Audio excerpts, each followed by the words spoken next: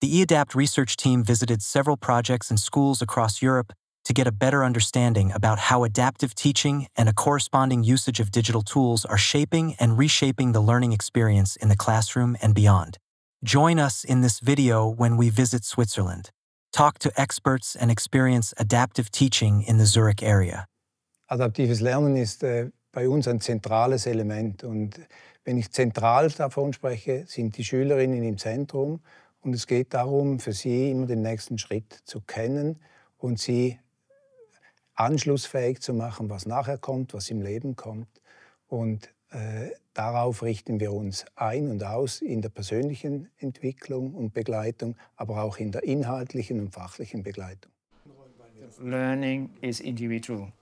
Every human being learns what it wants to learn, when it wants to learn, and if that's not possible, they're not really learning to their potential. So that means time has gone where teachers stand in front of classes and think they can learn or teach the students, because you only actually can learn when you're self-ready to learn.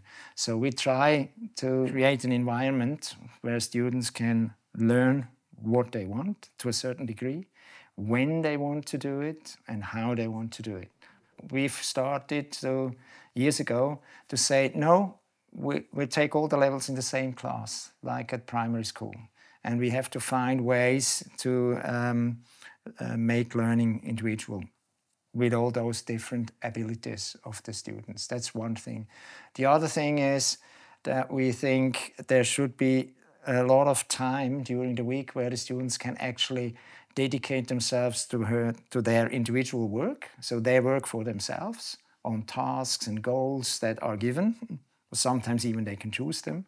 And it's also, there should be cooperative learning, so that students can learn in groups of 2, 3, or even maybe 4 as well. So these are the key factors. And the teaching, the traditional teaching, we call them inputs, but that's so for certain topics, we put inputs on the timetable. Some of them are mandatory, so students have to go there and to listen to the inputs. Some of them are, they can choose, but they don't have to. Wir differenzieren eben auch offene Aufgaben stellen, halboffene Aufgaben, zum Beispiel halboffene Aufgaben, so Wochenaufgaben, wo die Kinder ein Heft führen und Zettel einkleben und dann heißt die Wochenaufgabe vielleicht, schreibe alle Zahlen auf, die du gerne magst, die du schon kennst. Und dann kann es passieren, dass Kinder in der ersten Klasse halt die Zahlen zwischen 0 und 10 aufschreiben und dann gibt es andere, die schreiben schon Millionen und 2 Millionen können das auch benennen. So one thing we have is that SOK, what we call it, self-organization competence. That means some students like to work with responsibility and they can do it. They're natural talents and they don't need much guidance through the teachers. And so we call them the top SOK learners. So they get like a top rating. Then we have a middle rating. These are students that still need, you know, quite a bit of guidance through the teachers who tell them, hey, look, you're just sitting around not doing anything. What's the problem? Can I help you?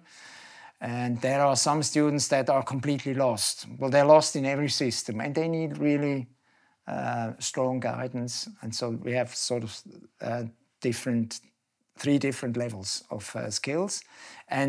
But they are, you can access them. So you can actually get the higher level or you can be downgraded once you're, and so that's flexible. And I think that's a really nice thing to do. Also die Lehrer geben uns immer Mathematik- und Deutschaufgaben, die wir am Montag einplanen können unter die Woche. Und dann können wir, also jeden Tag haben wir vielleicht 2 Lektionen Zeit und dann können wir an diesen Aufträgen arbeiten und wenn wir sie erledigt haben, können wir sie zeigen und die Lehrer haken sie ab. Wir sind in einer glücklichen Lage, dass wir schulische Heilpädagogen haben, die sehr versiert sind und die innerhalb von der Klasse arbeiten, die mit einzelnen Kindern arbeiten, in der Gruppe arbeiten. Wir haben auch Klassenassistenzen, Senioren. Und mit diesen Leuten können wir Grüppchen machen. Und was bei uns ganz selten passiert ist, dass der Heilpädagoge einfach eine Gruppe mitnimmt und dann hat die Lehrperson eine Halbklasse und der Heilpädagoge eine andere Klasse. Das sind so fließende Geschichten. Es ist ein gemeinsamer Start. Dann sagt der Heilpädagoge, ich nehme ein Grüppchen raus, geht in den Gruppenraum. Die Lehrperson hat die größere Gruppe. Manchmal ist es umgekehrt. Die Klassenlehrperson geht mit einer kleinen Gruppe raus. Manchmal sind beide mit im Zimmer. Das sind so fließende Wechsel und ganz unterschiedliche Formen, wie sie miteinander unterrichten. Wir haben eine so Internetplattform, die heißt Escola, und da werden alle Aufträge Anfangswoche raufgeladen und dann können wir selbst entscheiden, was wir wann machen. Das Lernmanagementsystem, das ist so aufbereitet, dass es eine sogenannte Lernwelt gibt. Und das sind Lernschritte von Lehrpersonen vorbereitet, die passend sein können für das, was jetzt gerade die ganze Lerngruppe vorhat oder was Thema ist, aber auch die Möglichkeit bietet, dieses Lernmanagementsystem, dass man auch individuelle Lernschritte den Schülerinnen zuweisen kann, so dass auch die Schülerin in der Selbststeuerung auch sich Lernschritte geben kann, die planen kann oder die ihr zugewiesen werden für einen gewissen Termin. Und das spricht sehr dafür, auch dass sie lernen, einmal mit den digitalen Technologien umzugehen, das zu nutzen, hilft aber auch in der Begleitung von den Lehrpersonen her. Also ich habe hier auf Escola habe ich die Aufträge für die ganze Woche und dadurch, dass ich es auf Papier plane, mache ich Screenshots und drucke es später dann aus. Bei Englisch und Mathematik habe ich es schon gemacht und dann muss ich noch beim Deutsch. Bei uns an der Schule die Rolle von den digitalen Medien und iPads und Computerunterstützung spielt eine Rolle, in den letzten Jahren zunehmend mehr. Es ist unterstützend, ergänzend. Es kommen nicht alle Kinder mit diesen neuen Medien klar, sind zum Teil auch überfordert. Wir nutzen sie auch, die Lehrmittel hier in der Schweiz sind zunehmend digital geworden, bieten Unterstützung an. Man kann noch mal etwas hören, man kann Aufgaben lösen. Es gibt Programme, die dann das Niveau auch anpassen, je nach dem Lernstand. Aber es gibt auch Kinder, die damit überfordert sind. Aber die Kinder machen es gerne und es spielt eine Rolle, wie ich gesagt habe, als Ergänzung.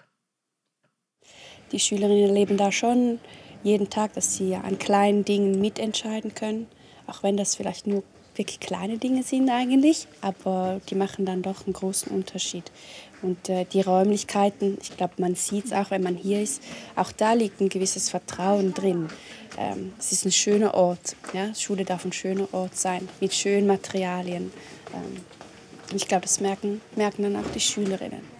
As we have found out over time, there is actually no teaching, there's only learning, because we are all learners, the teachers as well. So I think we can say that the more we involve ourselves into what is learning, the less we teach. And we try to accompany the learning of our students and realize that we are always learning ourselves as well.